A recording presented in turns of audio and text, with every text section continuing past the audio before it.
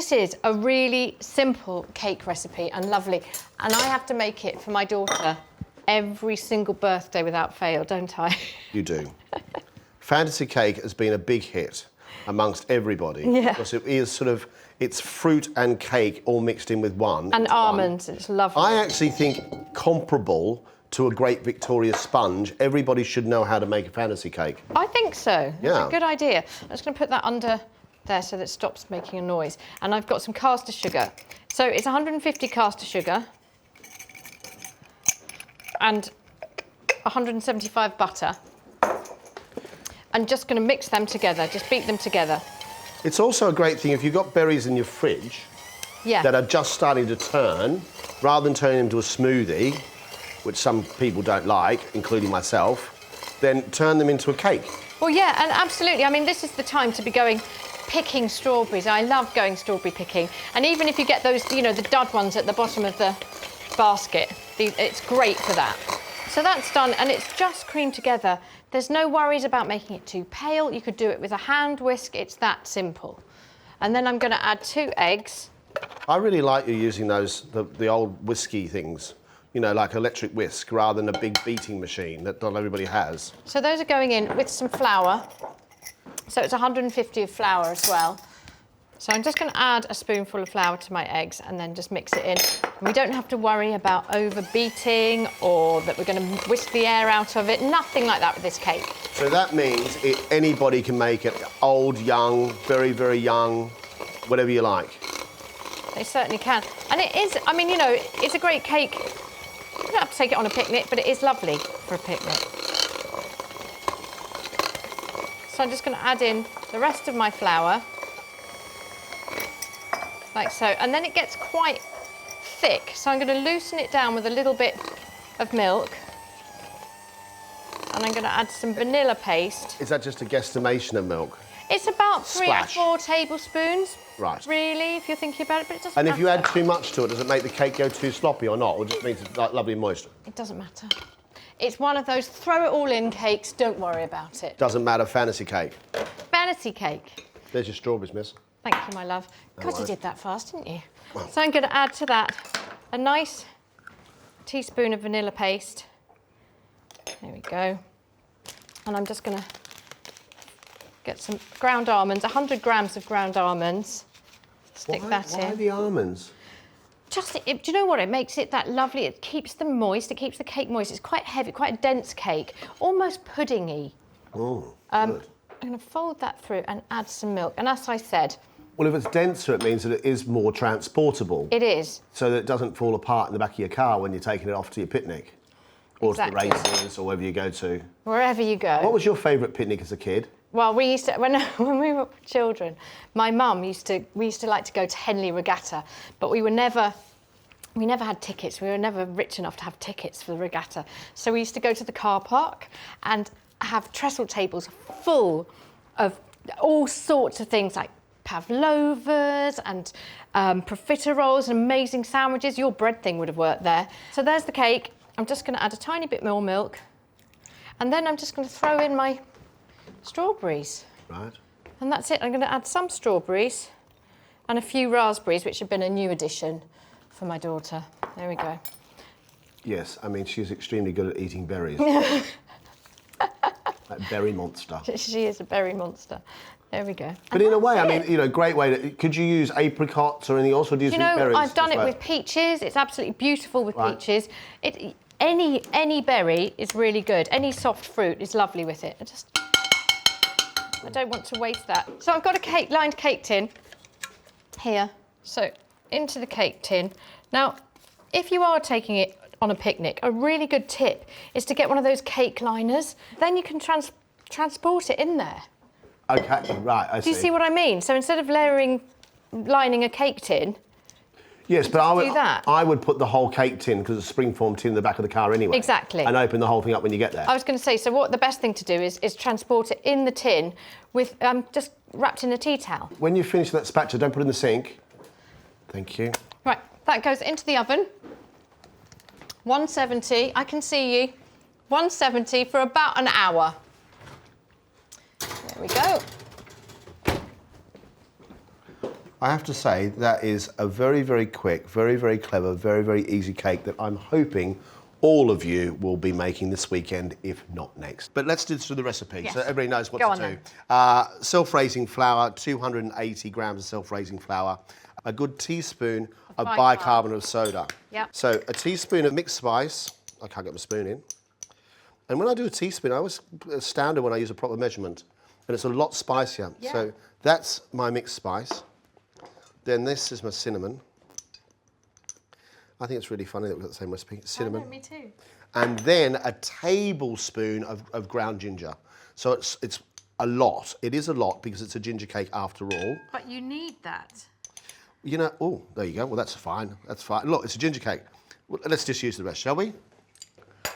Oh, see, this is what happens, right? Is that it's not quite exact, and that sort of gets you a bit riled, doesn't it? Yeah, I'm not sure about that. Right. So now that gets all mixed together. I'll do that. Use that one there. And then add to that cubes of butter, softened butter.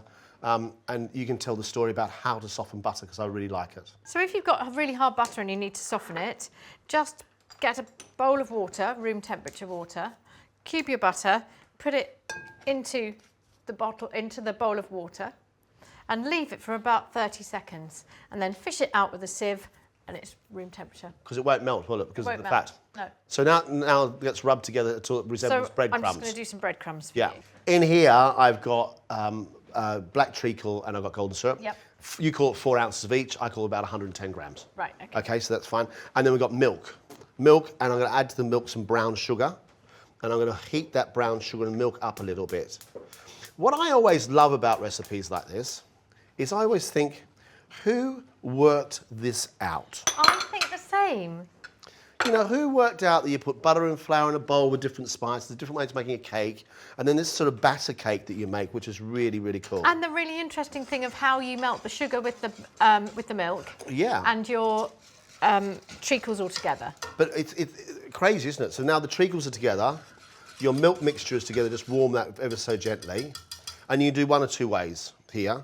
You can take the milk off and then put your egg in there, which I like to do, and then I put my other mixture in there. Then I do all my wet goes into my dry. Yeah, so I'm always careful because I get worried about the egg. So what do you do? So I make sure that that's really cool before I put the egg in it. Okay, it's pretty cool. Okay, you're pretty cool. Break an egg, just one egg. Whisk that nicely, your egg and your milk mixture. Almost a coffee colour because of the soft brown sugar. Smells good, doesn't it? Oh, I just love the smell of it. And then your treacle mixture. And you've got to warm it up a little bit to get it out of the pot. So I've got to, this is where I get scared, because I put the treacle mixture in with my milk and I'm worried that's going to scramble my egg. Okay. But I think we're going to be okay. And then really scrape out the bottom of your pot and mix that mixture in. No, we've got lovely breadcrumbs here. And you know the colour of ginger cake, I always used to think it came from the spice, but actually the colour of the ginger cake really comes from black treacle. Yeah. And you do have to use treacle and golden syrup. They are two completely different things, and they give different flavours. One's more coffee and chocolate. Yes, it really is. It's very rich, and it's quite... You wouldn't want to just have a spoonful of black treacle. Do you know what I mean? Whereas you want a spoonful of golden syrup. I love that sort of analogy once I've heard about our friend Mary Berry and how somebody said to her, but cake, you know, it's cake, it's got lots of sugar and stuff. She said, have a smaller slice. Yeah, she says, don't deny yourself, just have a smaller slice. Are you ready to go? There you go. Okay, so while you wash your hands, literally, so we've got now, in here, we've got our butter and our spices, ginger, cinnamon, mixed spice, some extra bicarb, and it is self-raising flour, or self-rising flour, whatever you want to call it. And then you add your wet to it and literally mix it to a batter.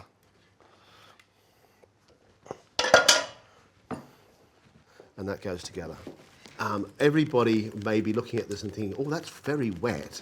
And it should be wet, but you need to keep on mixing it a little bit to be able to make sure it all goes into the actual flour, gets absorbed into the mixture.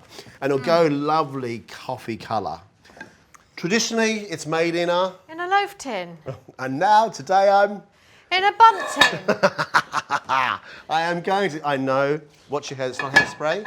This is greasing spray. Take a bundt tin, spray it away from yourself, and then spray all around the outside. There is another way with a bundt tin, and that is you brush it with butter, put it in the fridge, brush it with butter again, put it in the fridge, brush it with butter again, and that takes a really long time, or you get some spray. Do you want to pour? Or should I pour? You can do the whole thing in your bundt tin. I think it will be amazing. Could you turn the bundt tin while I do it, please? Yes. I just think it's really funny because I just, stickler for tradition and all that. I love that you've done it in this. Yeah, but I also think the thing about this is it's not just about, this is about festive season cake. So exactly. Taking something traditional like this and then actually turning it really festive, I think makes such a difference. Oh, look at that cake mixture. And it smells... You'd dive into it, couldn't you? It's that lovely smell like ginger nut biscuits. I love this cake. Do you know, I've never learnt to make ginger nut biscuits. Haven't you? No. I'll make you a good ginger nut biscuit. Because I've always bought them. Actually, I had some once that somebody made and they were burnt. Oh. So I never really worried about it. All the batter, really scrape the bowl. And remember that if the children eat it, there is a raw egg in it. But I'm still here, so... We're still here. We're still here, so that's done. So, that now, of course, goes into an oven. Go on. I'm just getting the bits off the side. I know. That goes into an oven, and it cooks for about 45 minutes. Okay. And luckily, we're not going to wait around for 45 minutes because I couldn't. It smells good. Cake. Love the cake. So ice cream now. Take the festive plate. I'm so excited about this. Take your bundt tin to the side because it's going to be a bit hot. Yeah, be careful. And the good thing is you can stick your finger in the middle of it, so that's all right. If you don't have a bundt tin at home, you can actually just use a round cake tin and put a jar in the middle. Yeah, or a tin. Or a tin, and you get a hole in the middle.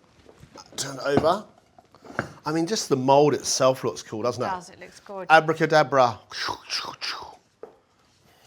I'm just hoping it's going to come out. Sorry, I'm going to... Love this. That was my...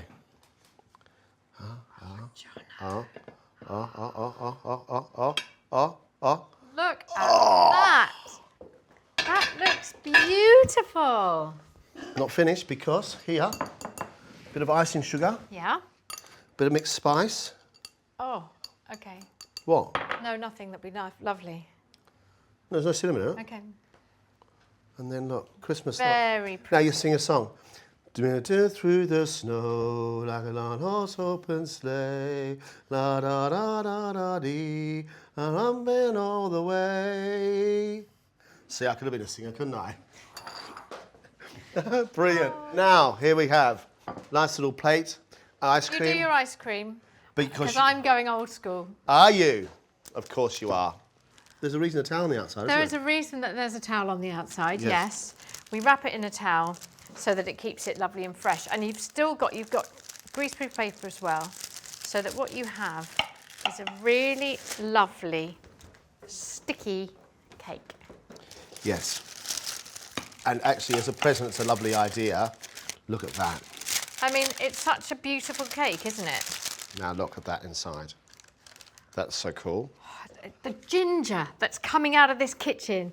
Look how lovely and moist that is. A little bit of ice cream Yeah, on top. defo. Defo, mate.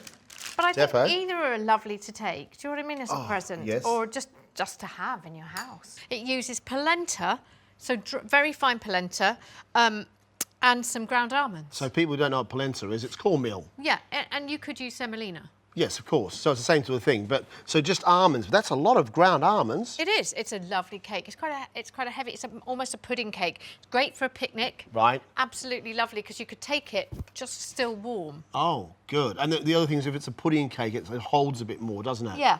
And you're not doing it in a normal cake tin? No, I've decided to do it in a little ring tin, just to make it pretty. But if you didn't have one of these, you can just do it in a normal cake tin. It's absolutely fine. And the other thing I've noticed is you're not using butter to grease it with. Just oil. Just used a little bit of oil. Yeah.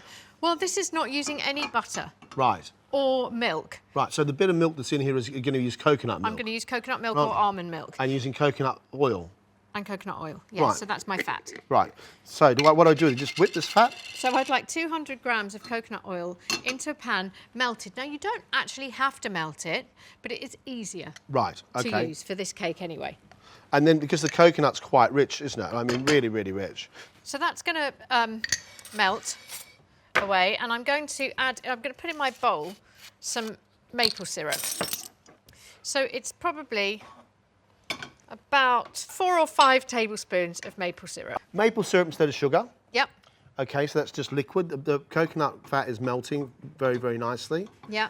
And when you've got a cake like this, and you sort of pudding cake, how do you make sure that it's always going to be moist? Because don't they dry, with almonds and polenta, don't they dry out really quickly? Well, that's why we've got to make a really lovely syrup to go with it. Okay, so you do like a drizzle. So we're going to do a honey, it's not really, yeah, it's a bit like a lemon drizzle cake. Right. So you're going to use honey, and we're going to use a little bit of water and some orange blossom.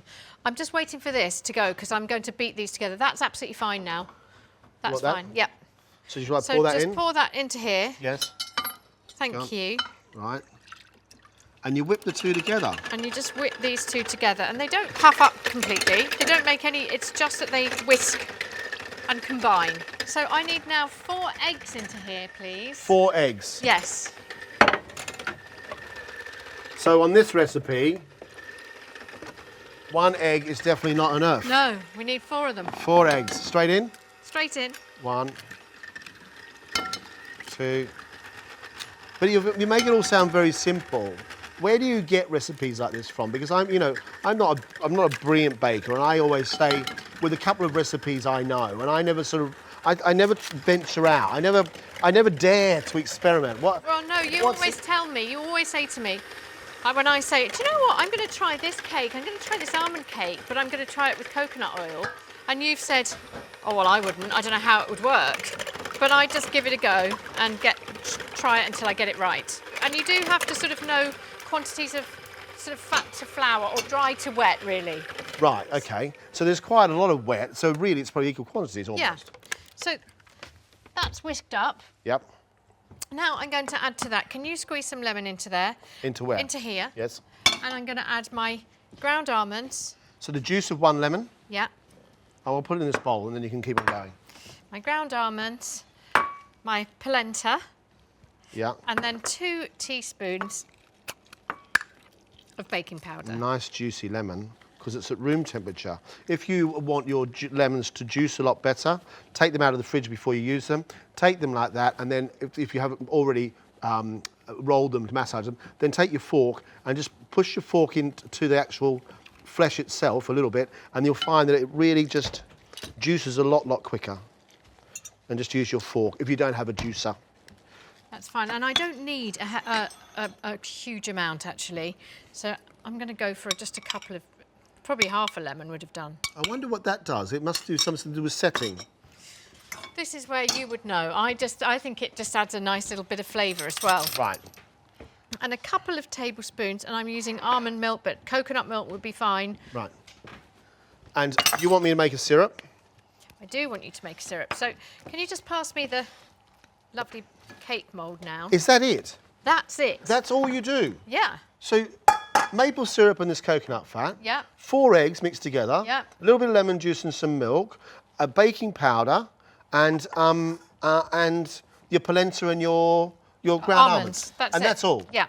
And is there enough rise in that from the? There is, because we've got 4 eggs. I see the eggs give you the lift. So I need 120 mils of honey, don't I, in here. Oh, look at that cake. That looks fantastic. It's a lovely colour, isn't it? Do you want me to hold the bowl for you? Well, you could have done, but it's all right. You're doing my syrup. Some honey and then There water. was a time when you would have held I'll my hold the bowl. for me. Here you go. I'll hold the bowl. There you go. Well, I think it's always important. Scrape your bowl clean. I'm still very tempted to lick the bowl. That goes there. That goes there. That's a miraculously quick cake. I'm really, really impressed. So this goes into the oven at 180 for about 45 to 50 minutes. Right, So thankfully, we've got one. We've got one in the oven already. In the pot here, I've got 120 mils of honey, and I'm putting in 60 mils of water just to make the honey a little bit more runny. And then you bring it to the boil to make it hot. Yeah, I mean, you just want it. It doesn't matter as long as it sort of bubbles up. And here you're going to put some orange blossom in. If you didn't like orange blossom water, you can use vanilla extract. That's lovely. Rose water? Rose water. Or you could put like an elderflower syrup. You know, you get the elderflower cordial. A bit of that in there, which would be lovely And as I suppose also those fragrant honeys you get, you know, the really lovely fragrant honeys will make a massive difference. You could do something like that, couldn't you?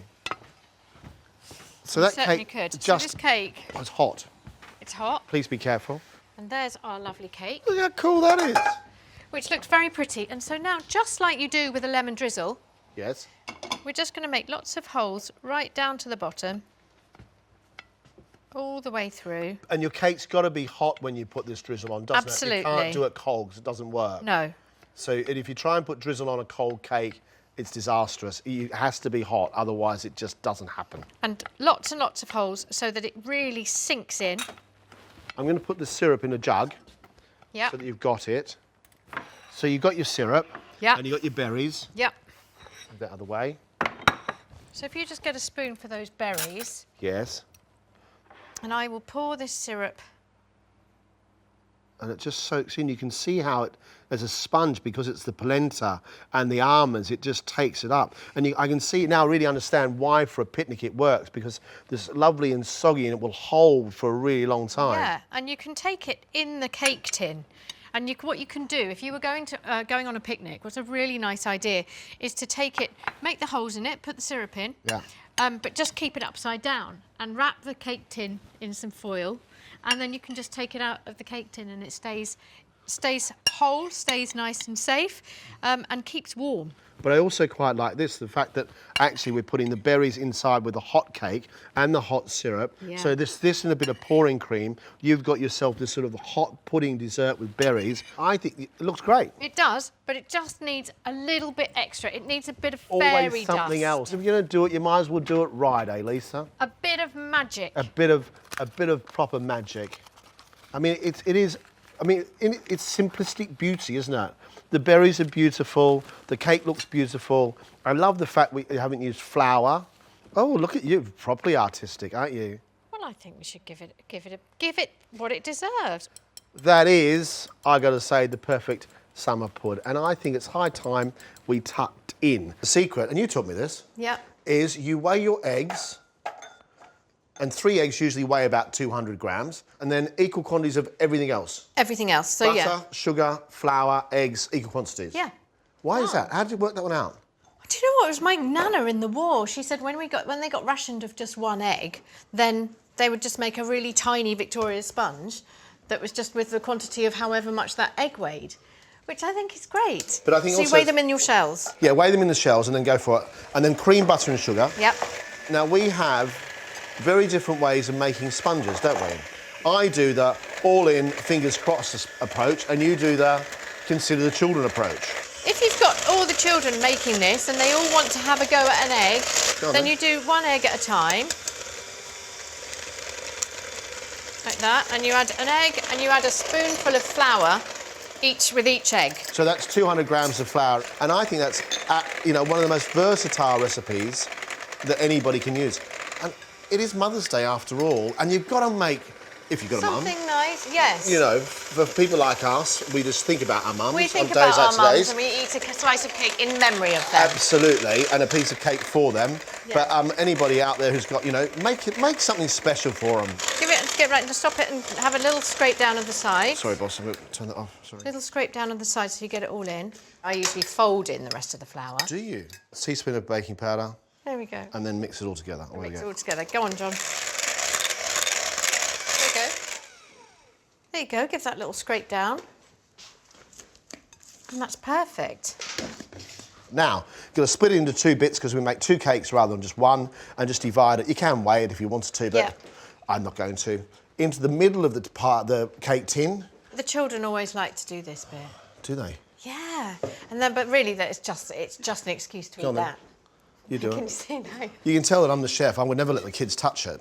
Do you know, and I suppose that's really bad, isn't it? So the control freak in me goes, and I'm admitting it on television. I am. But you're getting better. You let them make pancakes now. You've taught them an omelette.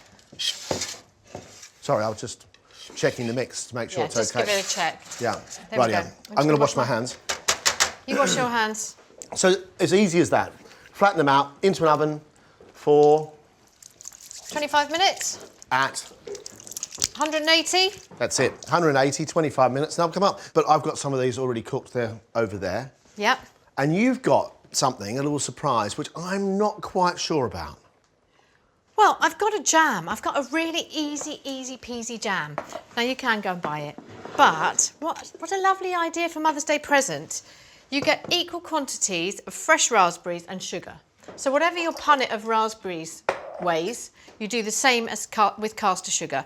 And you put them into 2 bowls. So a bowl of raspberries and a bowl of sugar into the oven for half an hour. Seeing is believing here, honestly. Oh my gosh, you can smell it. Right. So these boiling hot, so be careful, don't just touch the bowls. And you tip the raspberries into the sugar and you just mix it. That is genius. So all those pots boiling away making jam, no need to? No need to. It won't work with strawberries. I've tried it with strawberries, it doesn't work. But that's okay because a Victoria sponge has to have... Raspberry jam, yeah. Now, here's the thing. That is so clever. That is so easy and so clever. And you just put it in a jar? Put it into a jar and you've got your jam and it'll keep in the fridge for about a month, 6 weeks. Never lasts in our house. There we go. Great little gift as well for Mother's Day. Yeah, it is. It's lovely. So once it's cooled, I've got a cooled one here. I'm going to put it on the cake. Genius. So, bottoms or tops, tops or bottoms? Tops or bottom. If you've got a lovely top, use the top. If you haven't, just turn it over. Bottom. So that That's becomes your bottom. a bottom. Yeah. Well, not my bottom. And then you've got Not jam your or cream bottom. first. A bit of jam first. There you go. It's yours. So let's do... Get some icing sugar for the top. Just make it look pretty. Make it look pretty for Mother's Day. Or any day. Doesn't matter. And now cream. Right. You could put raspberries in the middle of it as well. Fresh raspberries. There we go. Top on. And now we're going to make it look pretty, aren't we? We are. So now you've got a nice flat top and a stencil of some type, any sort of shape you want, really. There you go. I'll hold, you shake. Okay. Because you sort of got to make sure that you do that, don't you? One holds, one shakes. One holds, one shakes. And then you've got your little... I'll go on the other side. We do a little dance, a little That's kitchen dance. Little Mother's Day Victoria sponge dance. Dance. Dance or dance. A dance or a dance. There you go, right. There you go, and then take that little thing off. Oh, no, you do that. That scares me. Why? Because it does. You got fingernails, I don't. Ah, there we go. Perfect. Mother's Day Victoria sponge, whether you make it with your sons, whether you make it with your daughters, it doesn't really matter. No, it just doesn't. enjoy making it. Exactly, and I love cooking with my daughter. A couple of tins of peaches. Yep. Some glacé cherries, which you really like. I know, I can divide a crowd on these, can't I? Yeah, you can. And we're going to make a classic cake or steam pudding batter. Yeah. So the upside down cake is very, very moist, really, really moist. Yeah, that's why it makes such a good pudding. It is lovely, served warm with a scoop of ice cream. And also so cold, it's delicious. Yeah. If you can, If there's any left. if there is any left, yeah. One of the greatest lessons I ever learned was from Lisa Faulkner. And that was about making a cake. And Right. the thing is, simply weigh your eggs. Once you've weighed your eggs, then the rest of the ingredients should be exactly the same weight. 4 eggs is about 200 grams. So we've got 200 grams of sugar, 200 grams of butter, 200 grams of flour. That's it. 4 ingredients, and, well, then we'd add some baking powder. 1.5 teaspoons of baking powder because I'm using plain flour. There's your eggs. Thank you. So I'm just going to drain these peaches as well. Yep. And in here, the butter which is softened and our sugar. And you cream them, which means it's got to go from being yellow butter colour to being white and whipped. The whole thing here is about aeration so that it's lovely and light, because it can be a bit dense if you don't work it properly. And with all the fruit in the bottom, it's got a lot of liquid, so it needs just a little bit longer to cook than a standard sponge mixture. Yeah, and that's why I'm just letting my peaches sit over the sieve so that the juice that's, they're sitting in juice, so just so that it can be drained into a bowl and use that juice, make a little cocktail out of it. You know what? It's actually really quite good. There's a couple of bits of fruit left over, and I still quite like, because I don't drink milk, the juice from a tin of fruit on my cereal with fruit. Oh. I know. Oh, nice. You don't like that? No. So now you can see what's happened. It's almost doubled in size, and it's gone white. And that's good news. We'll just go a little bit faster. There we are. And now the process of adding things together. And this is where the bone of contention happens. Do you add one egg at a time, a little bit of flour? Do you put the eggs in? Well, if I was making a sponge, I would. But because this is a sponge, but it's actually a pudding cake, it doesn't matter. No. Actually, everything can go in at the same time, and you can keep whisking. One. But you really want those eggs to incorporate into the butter. Yeah. Mixture. So actually add a little bit of flour just each time, just so it doesn't split. It will come back together anyway, but... Yeah, it's just a bit safer, isn't it? Yeah. And make sure you do put that baking powder in with your flour and mix it in well before you do it. Don't want lumps of baking powder. No. Next. Yep. And if your mixture is a bit tight, then you just add a little splash of milk.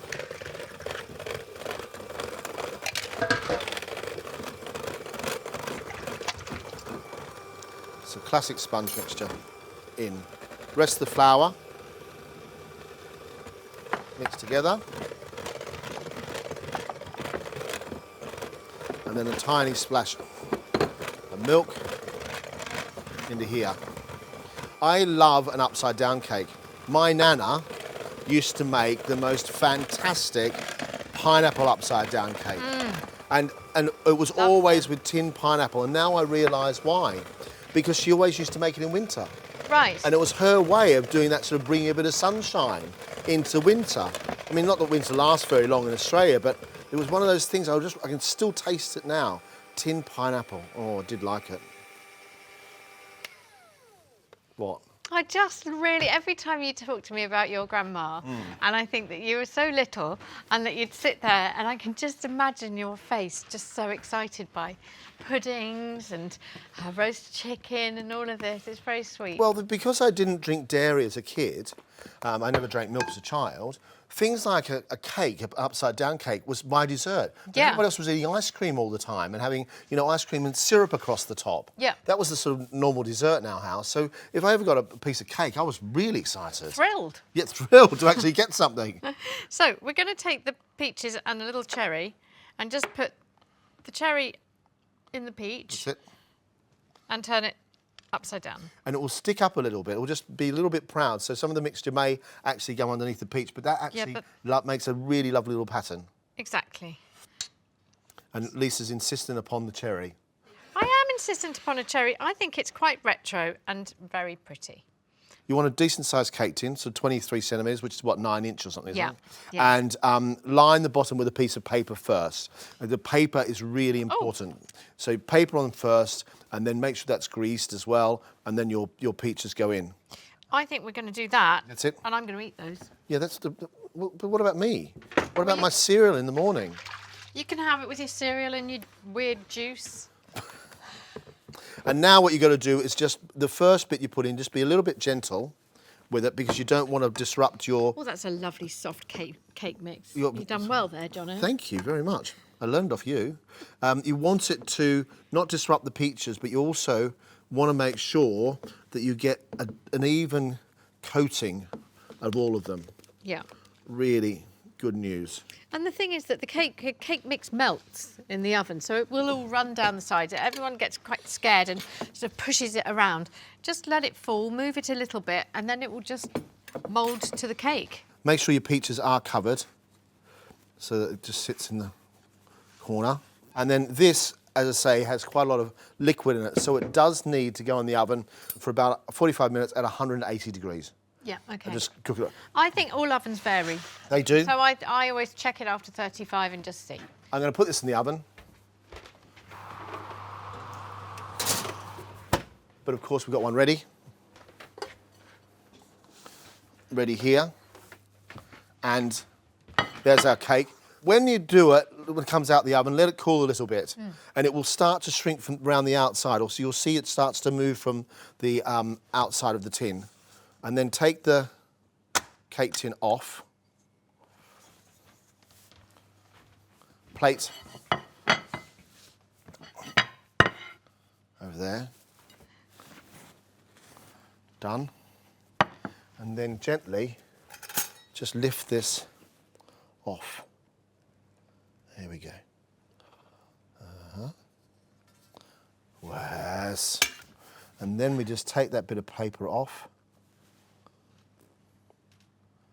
And you can see your peaches and your cherries and the little bits of, they're almost like little sunshine, aren't they? Little sort of little presence of sun. Look at that, a bit of sunshine on the horizon, Lisa, on these cold months. I think I need to eat that bit. Look at that, looks gorgeous, so pretty. Well, we need to eat some. I mean, come on. What does it need with it? A cherry on top? Cherry on top and some ice cream, Jono. Right. Take our cake. Here we go. We'll take a nice, cut it down the centre first. Use a bread knife, I think, it's easier, because you can cut through the fruit. And a nice wedge. And it just starts to fall. It's just slightly warm still, which is great. Look at that. You see the peach in there? Oh, yum. Perfect. Onto there. And a nice little scoop. A nice little couple of fresh cherries across the top. Cherry on top. And do we want this on the side or over the top? On the side. Okay. Perfect.